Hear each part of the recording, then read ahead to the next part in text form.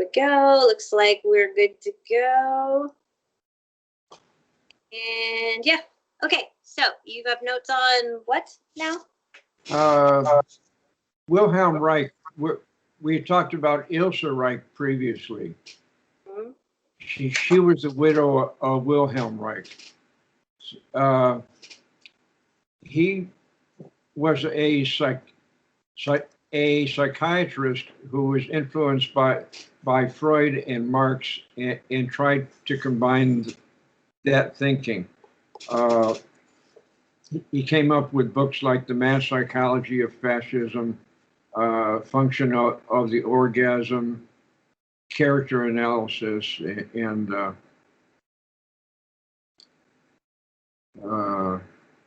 let's see, I think there's one called Character Armor. But he was the free love guy, right?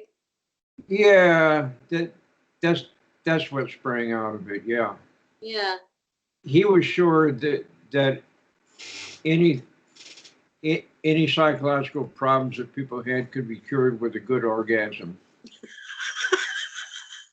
Me might not be wrong. Yeah. Oh man. And he had an idea about character armor, that our neuroses were carried around in different parts of our body in the form of muscle tension, or what he called character armor. And his treatment included kind of poking and prodding the patient physically until you found where the tension and the knots were, and then kind of physically working them out. This went against the usual psychiatrist professional ethics, where you're not supposed to touch the person. Right. You know, but that didn't go stop. Sideways really fast. Yeah. Reich's ideas really pissed people off. He was under investigation.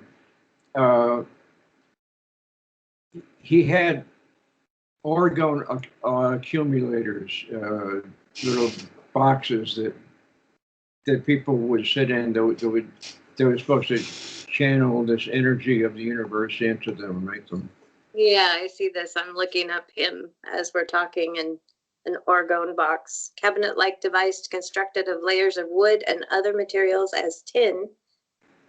Restore orgone energy to persons sitting in it, thereby aiding in the cure of impotence, cancer, and the common cold. Yeah, that was a theory. I think there's some people that I knew who subscribed to that. Yeah. Well, that was in the artistic circles. In Connecticut, the people associated with Valentine, because they picked it up from Ilse Reich. Huh.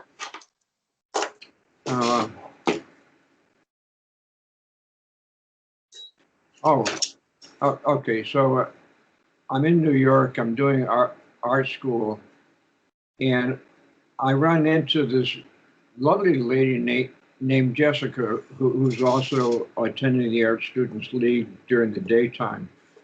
She's an actress. She does fashion illustration.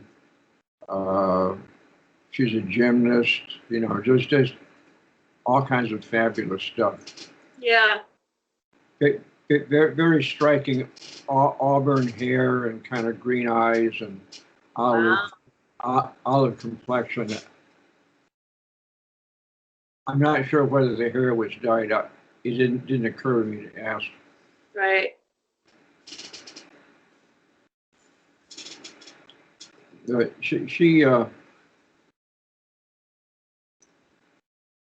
She loaned me the books out of her library about Reich, and we talked about it. She had a situation where she was being treated by a Reichian therapist, and this let's see, they'd gotten into the touchy-feely and the pokey part of it, but it got carried away, and he ended up having a fling with her, Yeah. which she reported to her professional board or supervisor or whoever, Right. and he committed suicide. Oh man. So that really made her feel bad. You know? Yeah, yeah. But still, I mean, she did the right thing. And that was exactly why everybody disapproved of this movement, right? Because there's so much chance of abuse. Yes, yeah. It was it was prone to abuse. Yeah. In Freudian terms, you know what transference is? Vaguely, yeah. Um, when you're working with a psychotherapist, the theory is that whatever kind of problems you were having with relationships are you going to get transferred onto your relationship with the therapist, that they'll work out issues that you had with your partner. Okay.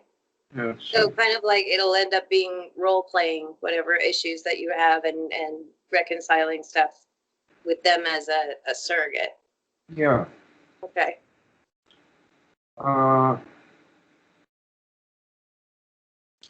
And let's see, the transference was when the patient recognizes one of their past relationships in the therapist and attempts to to evoke that from the therapist. The countertransference is when the therapist buys into it and becomes involved in a relationship on the patient's terms. And in psychiatry, that's considered pretty dangerous territory. Yeah.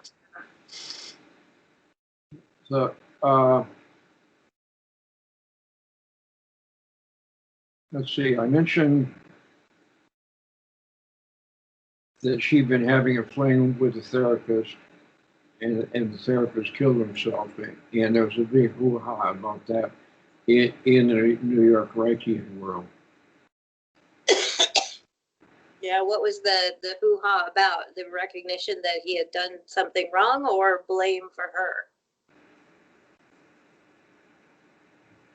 What was the general consensus? I couldn't find anything written about it.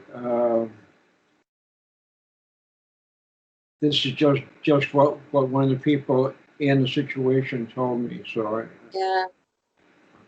I'm not real sure. It's so sad. I mean, to go in with issues that you want to get resolved and come out with triple that. Yes, yeah. It's so sad. Yeah, that was considered unprofessional, which is why the guy was so ashamed of himself. Yeah, he knew he wasn't supposed to be doing that.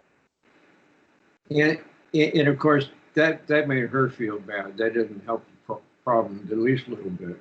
Right. Wow.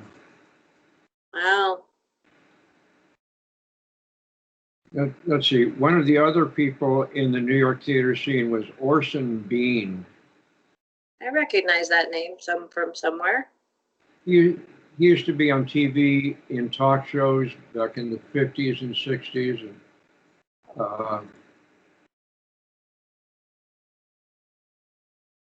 he was in New York theater. And he was in that movement? Yeah.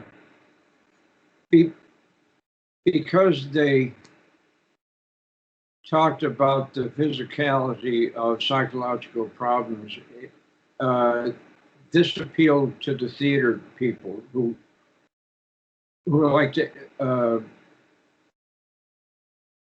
act out on their emotions or materialize them, make them concrete.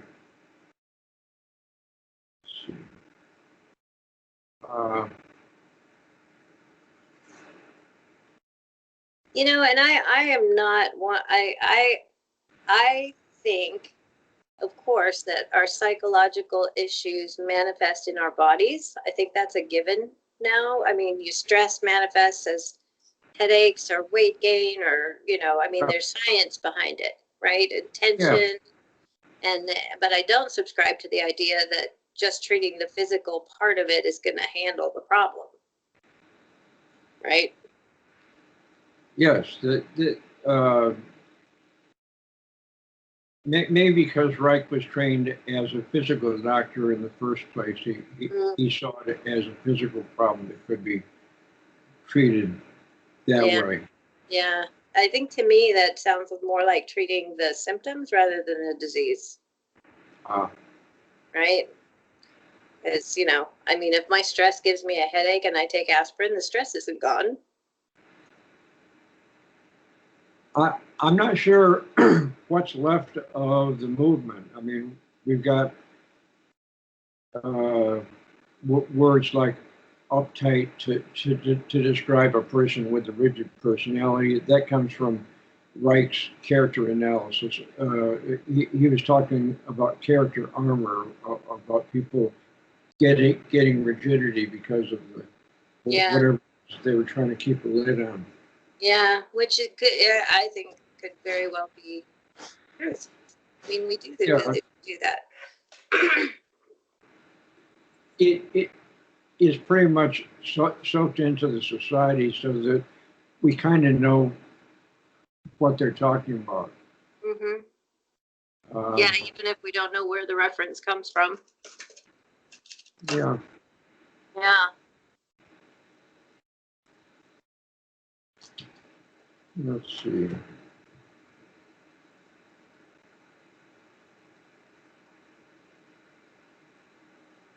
That's most of my stuff on Reich. I think so you have done some psychological training, right? Right. Yeah. What's your training? You told me once and I forgot. Oh, I just had a BA in psychology.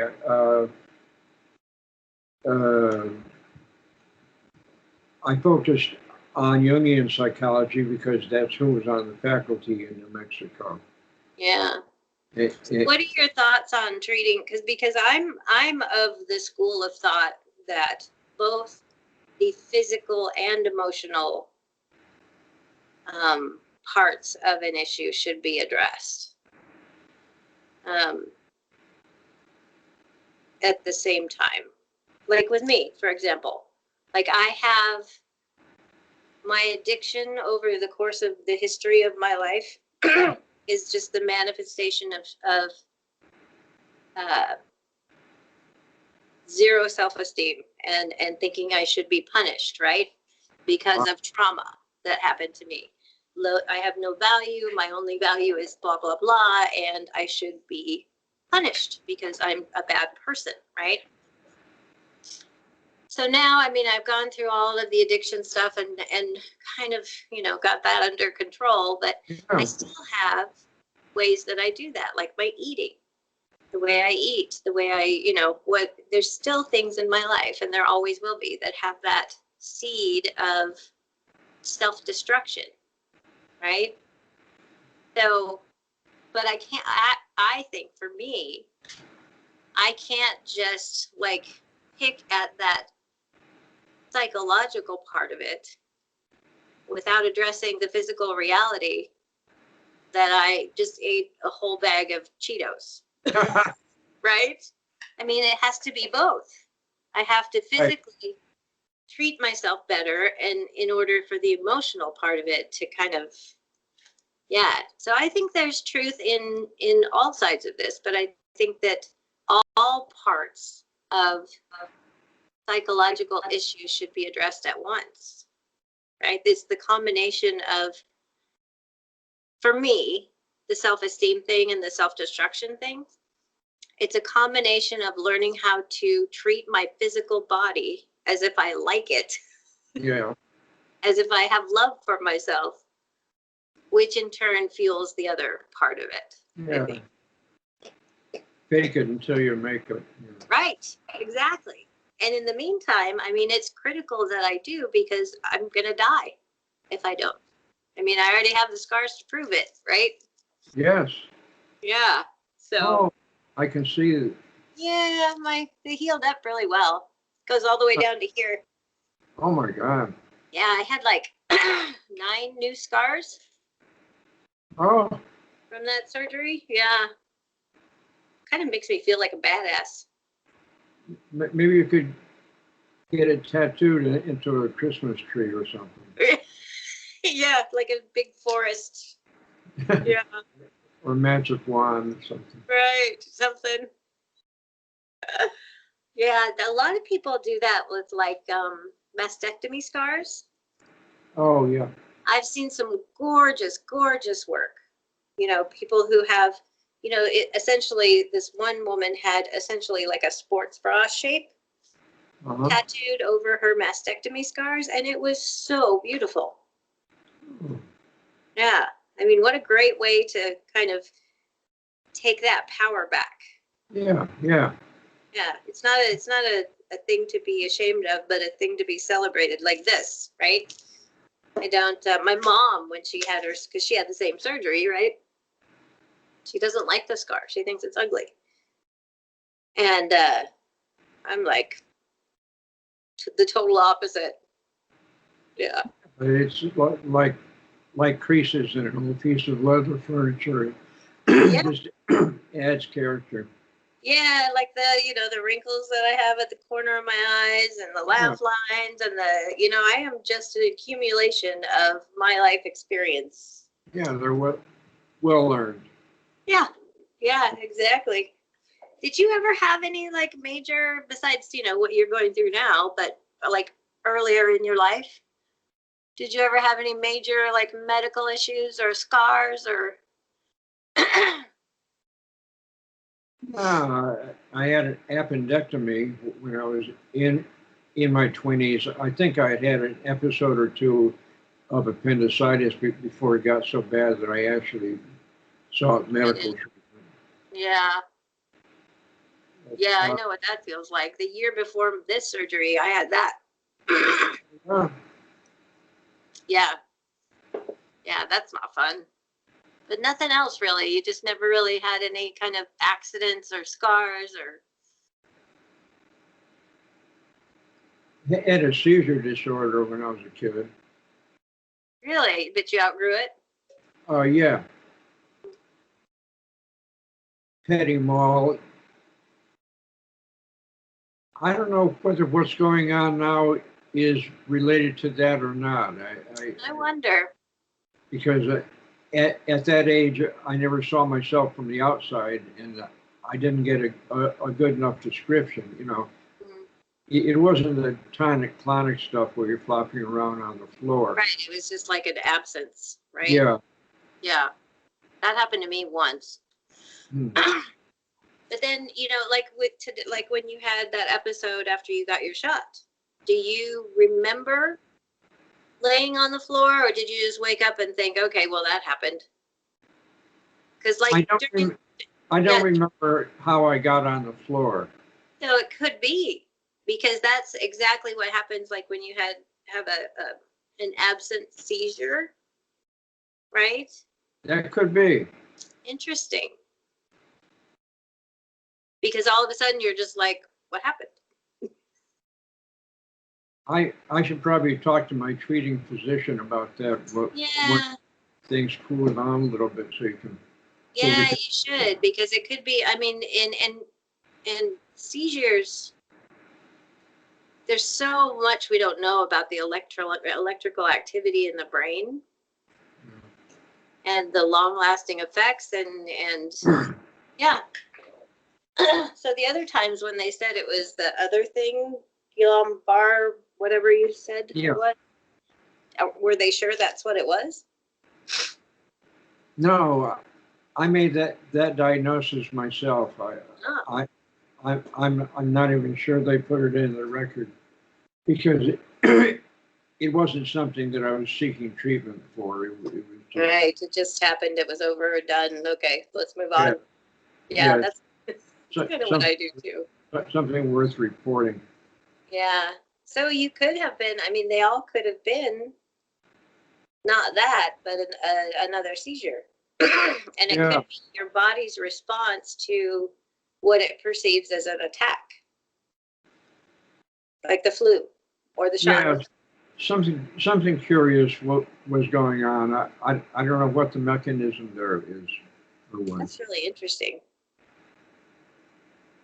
Yeah, I we had talked about getting a life alert. I think you and I both need one. Yeah, you're probably right. Yeah, I could be. Yeah, if I don't show up to work, people would miss me. But other than that, my absence from Facebook would probably be the greatest indicator Ah, that something was going on. Well, we're about at 25 minutes. You want to wrap it up today, and then we'll talk in between now and next week about what we to do next week. okay. Yeah, I got a couple of ideas that I have written down. Um, I was involved with the free school movement for a while. That would be a good one. Yeah. There's a story in that. Yeah. And then possibly studying Tai Chi with Dr. Ting Sun Ju. I'm not, Ooh, I'd be interested in that one. yeah. Yeah. He's a Chinese scholar at Emory University. Yeah. Well, either one of those would be great. Okay. Yeah. All right. Well, let's say goodbye to now for now, but I will, I'm sure I'll talk to you during the week before we get together again next Saturday. Very good. Okay. Good to see your face. Good to see you too. Pretty soon it'll be in person. Yay. Yay. Okay. Talk to you soon. Okay. Oh. I noticed something someplace on the Skype system. It mentioned that they only kept the recordings for 30 days. But they are on YouTube. All of them are on YouTube, so we won't lose any of them. Oh, okay. Yeah, Very- it'll only stay in Skype for a minimum amount of time, but that's why we're uploading them all to YouTube. So they'll all stay on that channel. Oh, that makes sense. Great. I'm glad to hear that. Very good. Yeah. Yeah, none of Okay. them will be lost. Talk to you later. Okay, bye-bye.